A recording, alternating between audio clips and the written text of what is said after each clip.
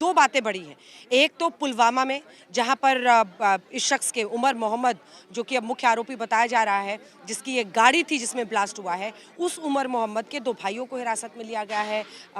Mobile phones वहां से जब्त किए जा रहे हैं। लेकिन उससे भी पहले जल्दी से एक बार जितेंद्र के पास चलते हैं। जितेंद्र, गृह मंत्री की बैठक कितने बजे शुरू हो रही है? एक बार फिर से हमारे दर्शक जो 10 बजे जुड़ा है हमारे साथ, उनको बता दीजिए कौन कौन इस बैठक में शामिल हो रहा है।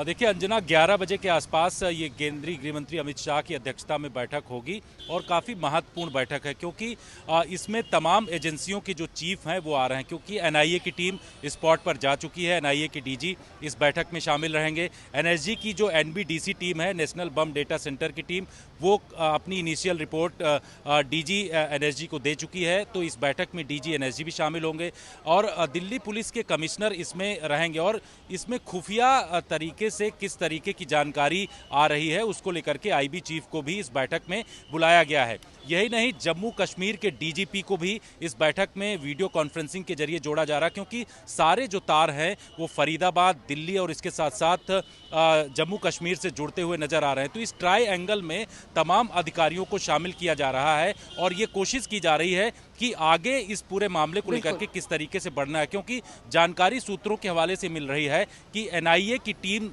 इस स्पॉट पर मौजूद है और एनआईए को जो फरीदाबाद मॉड्यूल है उसकी जांच भी जल्द ही दी जा सकती है। तो गृह मंत्रालय इसका बाकायदे नोटिफिकेशन जारी करेगा और इसके बाद इस जांच को दोनों जो बड़ी एजेंसियां हैं, एनआईए के साथ साथ जो एजेंसी है एनएसजी है, वो इसकी जांच करेगा। तो बड़े खुलासे आने वाले समय में होंगे। जी ठीक है, मैं लौट रही हूँ। आप एक बार आपको पहले सुना देते हैं, क्योंकि ये इनपुट नया आ रहा है। बारामुल्ला, जहाँ पर ये उमर मोहम्मद, एक बार फिर से अपने दर्शकों को बार बार बताएं, ये उमर मोहम्मद ही बताया जा रहा है जिसकी एक गाड़ी थी जिसमें धमाका हुआ। इसीलिए ये बहुत बड़ी इंपॉर्टेंट कड़ी अब बन गया है, क्योंकि इसी से तार खुलेंगे कि कौन ये षड्यंत्र रच रहा था, किसने अंजाम दिया, क्यों ये सब कुछ हुआ है। आइए, उसकी भाभी बताया जा रहा है, भाभी तक हमारे सहयोगी पहुंचे, वो क्या बता रही हैं सुनिए। मैं भाभी लगती हूँ। तो जो कल से पिक्चर हम देख रहे हैं दिल्ली ब्लास्ट के बाद, कहा जा रहा था कि ये तारिक है, लेकिन आप बता रहे हैं ये तारिक नहीं है। हमारे घर में कोई तारिक ही नहीं है। हमारे घर में उमर रशीद है, दूसरा है आमिर रशीद, बस वो दो। क्या उन्होंने कोई गाड़ी ली थी बाहर से, कहीं HR नंबर की गाड़ी? जो नहीं, हमारी गाड़ी ये है, आप देख सकते हैं, JK नंबर की है हमारे, और कोई गाड़ी नहीं। तो कल रात पुलिस वगैरह आई थी आपके घर, जिन्होंने यहाँ पर इन्वेस्टिगेट वगैरह किया, क्या कुछ कहा उन्होंने? उन्होंने कुछ नहीं कहा। जब हमने नंबर ये बोला JK की गाड़ी है, तो उन्होंने और कुछ नहीं, उन्होंने बोला चलो ठीक है, इनको थाने में पूछताछ थोड़ा सा करेंगे, और कुछ नहीं, उन्होंने और कुछ नहीं बोला। सिर्फ हमने बोला था उनको, इनको छोड़ दो, हमारे घर में और कोई मर्द नहीं है, हम खाली दो हैं। तो फिर उन्होंने बोला कल तक छोड़ देंगे, सुबह आ जाना तो हम छोड़ देंगे। ये आमिर जो है, जिनकी पिक्चर कल से वायरल है, ये क्या काम करते हैं? प्लम्बर है। ये कश्मीर में ही होते हैं या बाहर भी? कश्मीर में, हाँ, बस, और आउटसाइड।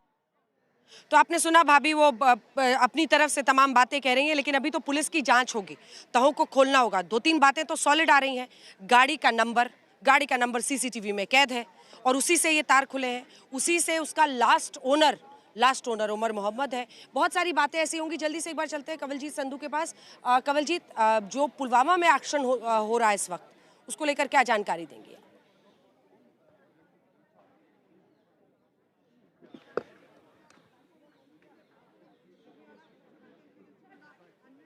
पुलिस है, हरियाणा पुलिस, उनका जॉइंट ऑपरेशन था।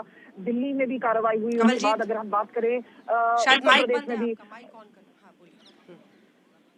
देखिए आपको बता दें कि 4 पुलिस हैं, 4 राज्य की पुलिस इसमें इन्वॉल्व हैं, क्योंकि जम्मू कश्मीर पुलिस है, हरियाणा पुलिस है, उसके बाद हम दिल्ली पुलिस की बात करें और जिस तरह से लखनऊ में कार्रवाई यूपी पुलिस।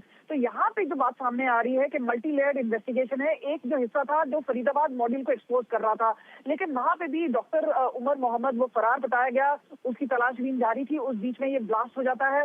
तो यहाँ पर एक चीज जो सामने आ रही है कि किस तरह से ये डॉक्टर अकील है और डॉक्टर मुजमिल, और खासतौर पे आपको बता दें क्योंकि मुजमिल ही पकड़ा गया था फरीदाबाद से, तो इस तरह से एक पैनिक बटन जरूर लगा कि अगर डिस्कवरी हो जाती तो इसका मतलब है कि उमर मोहम्मद भी अरेस्ट हो जाता, तो उससे पहले ये धमाका उसने कर दिया।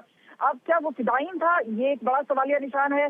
और क्या किस तरह से एक्सप्लोजिव लाए गए, क्योंकि ये भी बताई जा रहा है कि 350 किलो का जिस तरह से अमोनियम नाइट्रेट है, और क्या विस्फोटक पाया गया है जो कि इस कार में मिला है। तो ये सारी चीजें अभी कनेक्शन जो है डॉट्स का वो होना बाकी है। लेकिन जिस पैमाने पे अरेस्ट हुए हैं और 4 राज्यों में जिस तरह से ये फैला हुआ है, इस वजह से एनआईए को लाना इसमें जरूरी और कंपलसरी भी हो गया था। इसके बाद अगर हम बात करें क्या कोई टेरर लिंक एस्टैब्लिश हो रहा है, क्योंकि डॉक्टर्स का जो एक काम है वो है लोगों को बचाना, पर यहाँ पे डॉक्टर्स ऑफ टेरर इस तरह से एक मॉड्यूल सामने आ रहा है, तो बहुत बड़ी बात हो जाती है कि पहलगाम आतंकी हमला हुआ और उसके इमीडिएटली बाद अगर हम बात करें तो इस तरह की जो बड़ी कार्रवाई को अंजाम दिया गया है, तो बड़ी कार्रवाई को अंजाम दिया गया है, तो यहाँ पर मल्टी लेयर्ड इन्वेस्टिगेशन, और खासतौर पे जिस तरह से बोल भी रहे हैं कि गृह मंत्रालय भी इसकी पूरी सुध ले रहा है, और डीजीपी चाहे जम्मू कश्मीर पुलिस की बात करें या बाकी चीजों की बात करें, तो वहाँ पे